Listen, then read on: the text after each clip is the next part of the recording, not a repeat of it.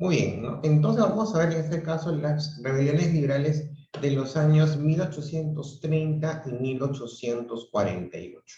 Al promediar el siglo XIX se hizo evidente que la política de restaurar el absolutismo ya no tenía cabida en la historia. Su fracaso planteó el dilema de qué política se continuaría. El camino pareció bifurcarse, su reemplazo violento por diversas utopías igualitarias o el establecimiento gradual de reformas que con el tiempo culminarían en sociedades más democráticas y liberales, en teoría, ¿no? Una vez más, en 1830 y 1848, Francia fue el escenario de los grandes ensayos políticos y sociales, desde donde se expandieron con réplicas de un cataclismo hacia otros países. La burguesía decidió dar un golpe de gracia a los remanentes de la antigua nobleza que habrá vuelto al poder con el absolutismo y culminar así la tarea revolucionaria de 1789. Dos corrientes ideológicas se contraponen y desarrollan a lo largo del siglo XIX. La primera de ellas, el conservadurismo, fue una ideología que buscaba mantener el régimen absolutista tras el impacto de la Revolución Francesa sobre la sociedad tradicional. Seguían la línea trazada por Edmund Burke en sus reflexiones sobre la Revolución en Francia. Esta obra, publicada en 1790, insistía en que el Estado y el pueblo eran producto de un crecimiento imperceptiblemente lento, natural y orgánico, y que todo cambio radical basado en una teoría general era autodestructivo. La segunda corriente, el liberalismo, fue una tendencia política propagada por la burguesía orientada a salvaguardar la libertad del individuo.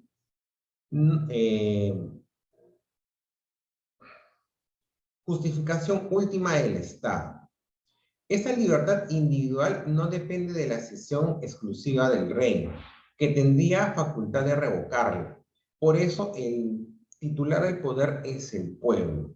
El liberalismo político se expresa en la lucha contra regímenes absolutistas y el establecimiento de un gobierno constitucional, parlamentario y censitario, mientras que el liberalismo económico busca la libertad absoluta de la competencia en el campo comercial e industrial, es decir, libre oferta y demanda, que de alguna manera es lo que se aplica a medias actualmente, por ejemplo en el Perú. Los principales representantes del liberalismo en el siglo XIX fueron a nivel político Benjamin Constant, Francisco Guizot, Adolfo Thiers, y a nivel económico David Ricardo y John Stuart Mill, ¿no? Entonces ya, como les decía, el hecho de implantar por la fuerza regímenes absolutistas en toda Europa no garantizó en este caso que el pueblo pudiera aceptar mantener este tipo de regímenes por mucho tiempo, ¿no? Entonces, y en alguna parte, vuelvo a insistir, ¿no? Había acotado, de que se hizo caso omiso a estas corrientes liberales y nacionalistas, ¿no? Recuerdan que cuando vimos en este caso cómo fue la repartición de Europa, ¿no? No se hizo caso, por ejemplo, a las voces de reunificación de los estados alemanes, por ejemplo, ¿no? A pesar de que en ellos ya se cosechaban ciertas ideas nacionalistas y de unión que ellos ya de alguna manera proponían, pero en este caso lo que dominaban el Congreso, los congresos restauradores, ya estratégicamente no querían esa reunificación, porque no querían en este caso solidificar una potencia más que pudiera en este caso ir contra ellos, ¿no? Hablo en este caso de quiénes fueron los que dominaron en este caso la restauración europea, ¿no? La Bretaña, Rusia, ¿no? Y Austria, por ejemplo. Entonces, pero no se podía soslayar esas corrientes, porque posteriormente sí fueron siendo fuertes, ¿no? Y más aún cuando ya un régimen absolutista no podía, en este caso, solucionar ni tampoco, en este caso, resolver los problemas cotidianos. Entonces ya otras corrientes empezaron en ese caso a echar raíz. Una de ellas fue el liberalismo, ¿no? Pero no el liberalismo actual, en este caso, prácticamente es un liberalismo económico, pero con una ideología más bien absolutista, ¿no? O sea, parece curioso, pero el liberalismo en sí nace como una corriente contra el conservadurismo. Porque para los burgueses de ese tiempo, o sea, ellos no querían estar sujetos a lo que mandaba el rey. No querían. Entonces, para ellos era, en este caso, el poder residía en la libertad individual. Y esa libertad individual no podía, en este caso, estar sujeta a los deseos de un rey. Por eso que en este caso termina siendo este poder reside esencialmente en el pueblo, porque es quien aglomera en este caso a los individuos.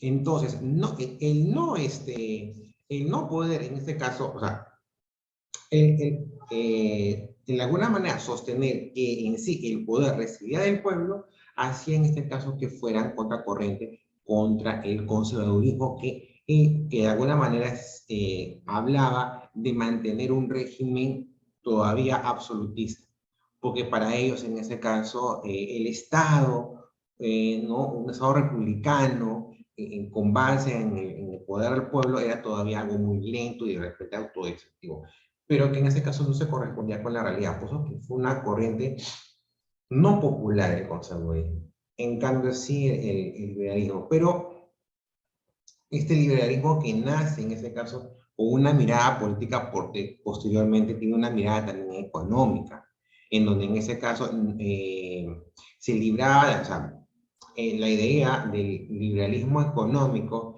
era en este caso pues liberarse o no tener ataduras políticas, ¿no? Que nadie le rija, ¿no? En este caso los precios, ¿no? Que tienen que regirse de acuerdo a la oferta y a la demanda, y que eso era lo básico, ¿no? Pero en este caso, más allá, o sea, bueno, son de alguna manera las primeras bases del liberalismo.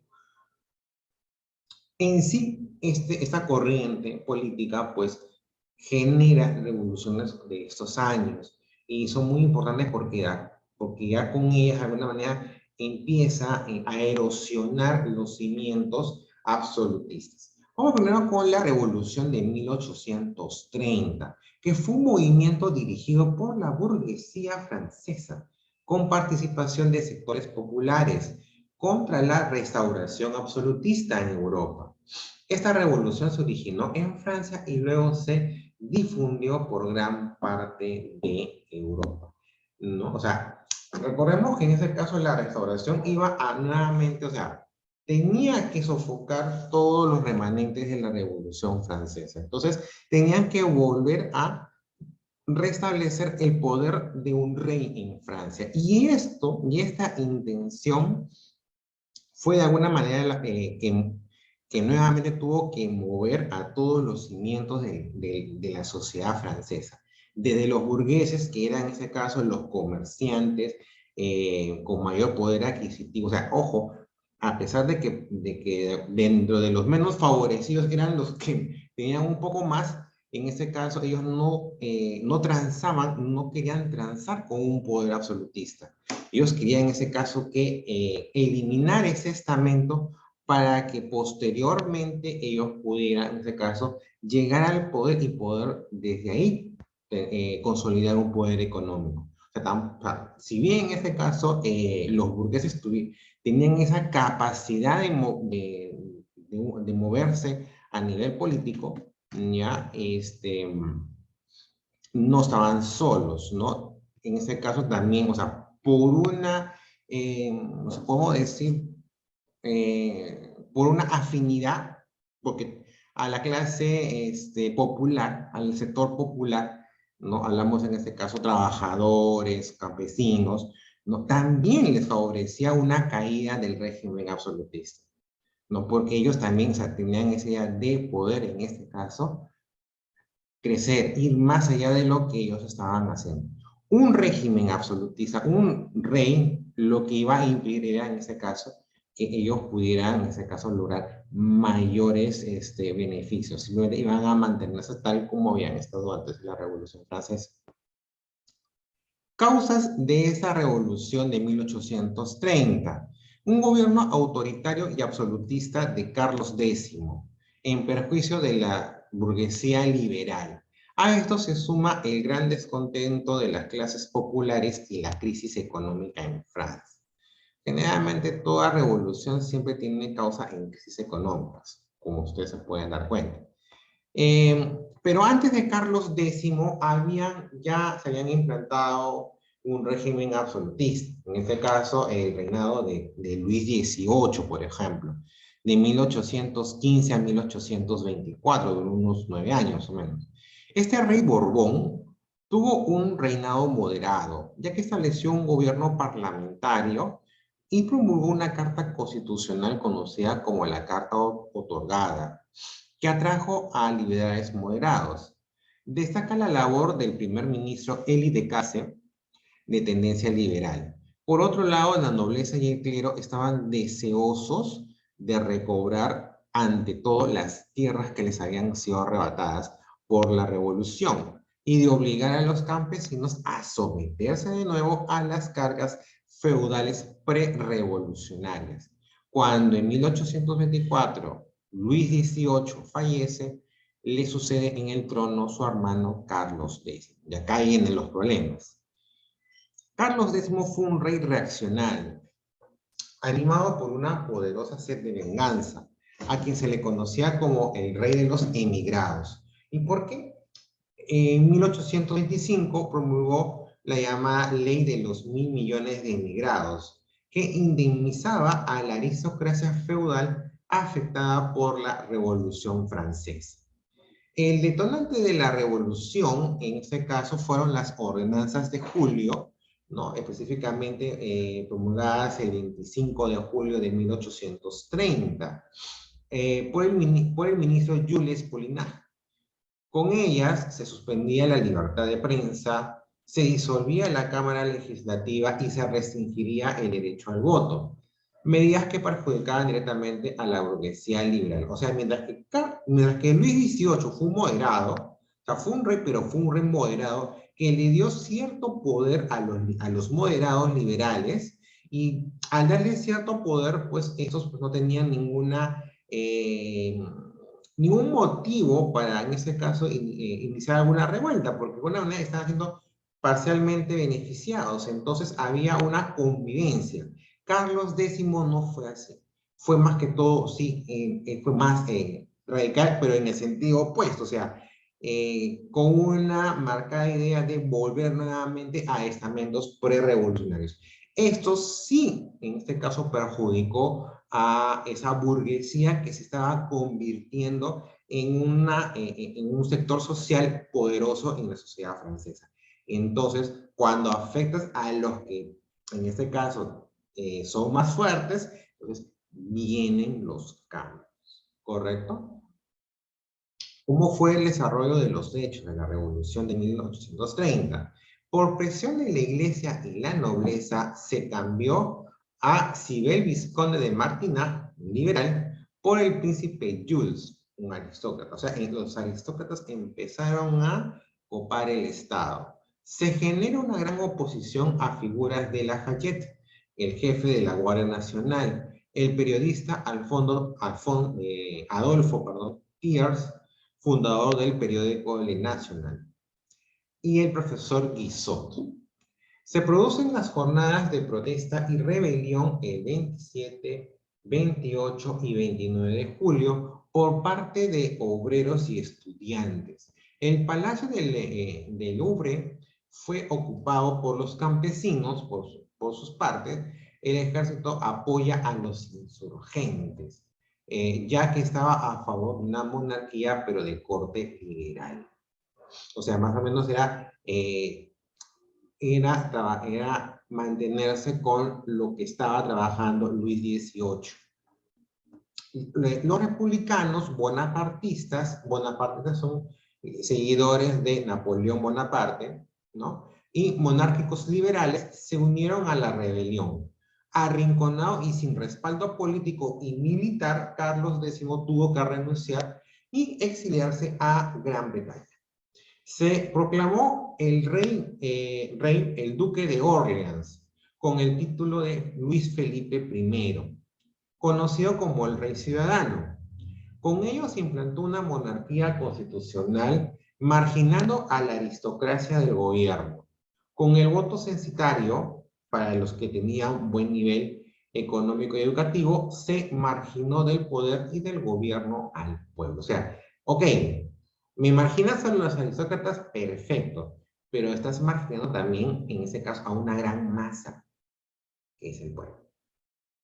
Y de alguna manera, es algo que también hemos visto en Historia de Perú, cuando les estaba hablando a la República Aristocrática. Y es un problema de los académicos. Justo acá, miren, el voto censitario es ¿quiénes podían votar a través del voto censitario? En este caso, los que podían tener, los que accedían a una educación, y en ese caso, los que tenían poder económico. Entonces, estos que tenían acceso al poder a una educación, no veían como sus iguales al pueblo, sino en este caso aquellos que podían acceder a ese privilegio. O sea, la educación se estaba convirtiendo en un privilegio, ¿no? Entonces, en este caso, ¿qué sucede? Que esos tipos de gobiernos son débiles.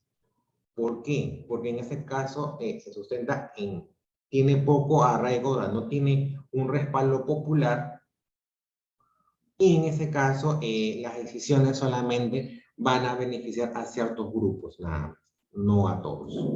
¿Qué pasó? Mientras esto sucedía en Francia, ¿qué pasó en otras partes de Europa? Por ejemplo, en Alemania, Metternich logra reprimir los movimientos liberales y nacionalistas en los estados de Hannover, Hesse, Sajonia y Baden. En Italia, las tropas austríacas se encargaron de contener a los insurgentes nacionalistas en 1831. Giuseppe Mazzini, ideólogo de la unificación italiana, funda la agrupación llamada La Joven Italia. Y en los Países Bajos, a fines de 1830, Bélgica proclama su independencia de Holanda. O sea, ya los movimientos liberales eran un hecho. Y en ese caso ya buscaban cambios. Entonces, el Congreso de Viena, los procesos de restauración monárquica, en este caso, fueron de alguna manera solamente una recuperación de lo pasado, pero sin ver, en ese caso, lo que podía suceder en el futuro, que es lo que ahora están viviendo, ¿no? Revoluciones, revueltas, cambios. ¿Por qué? Porque no había una redistribución de la riqueza. Y eso mueve a las comunidades, a las sociedades, como estamos viendo. ¿Qué pasó en la revolución de 1848? El foco de la revolución nuevamente es Francia. Desde ahí se difunde por toda Europa. Causas de la revolución. Entre las causas que originaron la revolución tenemos la discriminación política a la pequeña burguesía y el proletariado por parte de Luis Felipe I, en beneficio de la gran burguesía francesa. La burguesía, o sea, todo ese grupo de trabajadores, perdón, de comerciantes con disponibilidad económica, en este caso se divide. Los grandes, los que tenían mayor acceso económico, en este caso, son beneficiados por Luis I. Pero los pequeños no, entonces los pequeños están descontentos. Y a ellos se les suma el gran proletariado, el campesinado, que no tiene privilegios, que fueron totalmente marginados por Luis Felipe I. ¿Ok? Entonces, en ese caso, aquí ya viene la revuelta de los que faltan, ¿no? La explotación a la clase obrera que se sentían defraudados por un gobierno de Luis Felipe I.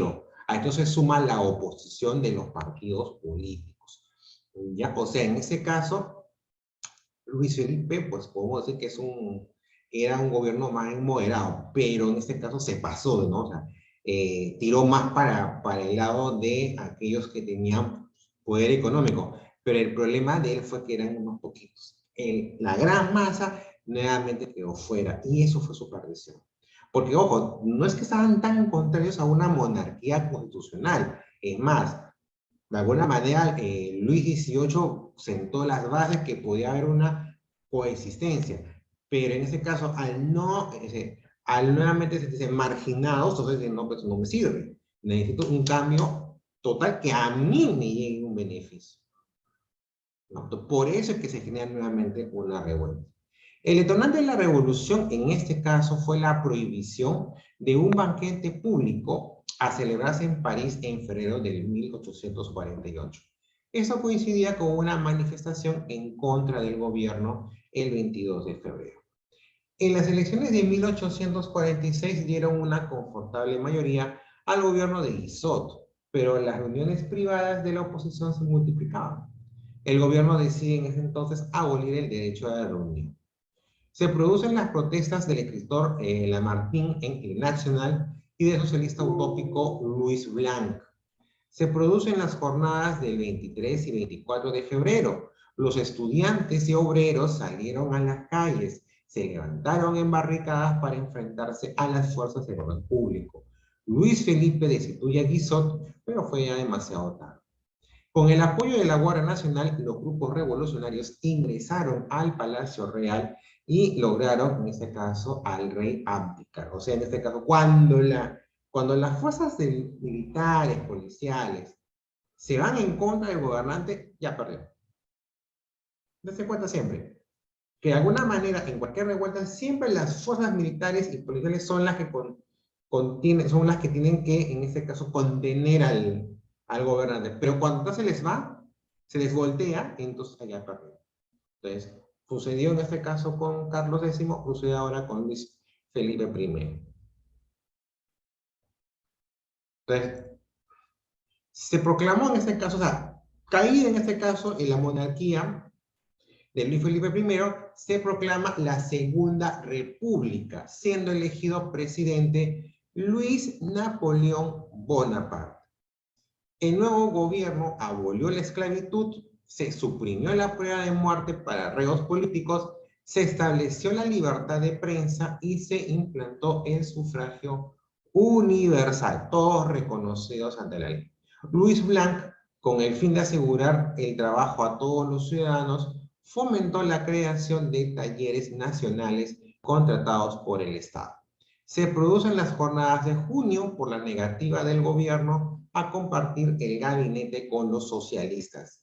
Las protestas callejeras de obreros y estudiantes fueron reprimidas por el ejército comandado por Cavaignac.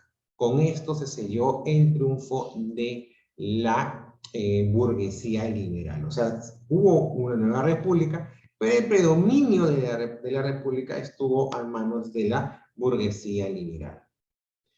En 1851 se produce la abolición de la Segunda República y la proclamación del Segundo Imperio Francés con Luis Bonaparte como Luis Napoleón Bonaparte como líder, quien adopta en este caso el nombre de Napoleón III. ¿Okay? Y ahí nuevamente ya vienen otros sucesos. Pero en ese caso, o sea, los cambios, lo que podemos ver es que los cambios, en este caso, no son de un momento a otro. Son un proceso. Mira, empezamos con la Revolución Francesa de 1789 y estamos a mitad del siglo XIX, en 1851, y aún todavía en Francia misma no había un no se establecía una forma de gobierno. Se han ido desde una república, pasaron por un imperio, volvieron por una monarquía, fundaron una segunda república y luego van a ingresar a un segundo imperio. Los cambios, si bien se dan continuamente, pero en este caso va a depender mucho de los intereses en juego. ¿Por qué en ese caso hay una inestabilidad francesa en ese periodo? Básicamente, en ese caso, por quién es el que se queda en el poder. Los liberales, los grandes burgueses liberales, querían en ese caso un gobierno que les pudiera favorecer, sin importar en ese caso lo que pudiera pasar con los trabajadores o con el campesinado. Y el campesinado en este caso quería entrar y era necesario que ellos pudieran entrar para que en este caso sean reconocidos. Miren, un gobierno, más o menos una república donde que pudo consolidarse gracias a la acción del campesinado, del proletariado, fue la que termina en este caso eliminando la esclavitud. En un gobierno tibio de Luis Felipe, moderado, ¿eso hubiera sido posible? Pues no. Cuando, o sea, las sociedades, en este caso, mejor dicho, en cada sociedad se pueden gestionar revoluciones, sí, cuando hay cambios que perjudican a la gran cantidad de sus integrantes. Y en este caso se mantiene una inestabilidad porque la captura del Estado es de unos pocos privilegiados, no marginar al resto. A pesar de que en ciertas ocasiones también necesitaron de ese arresto para poder hacer cambios. Pero en este caso, mientras no hubiera un sentido de nación, o sea, que englobe a todos, era más probable que hubiera seguido en este caso este proceso de inestabilidad. ¿Ok? Hasta aquí en este caso lo que corresponde a la sesión de Historia Universal. En 5 minutos volvemos para los repasos tanto de Historia del Perú como de Historia Universal.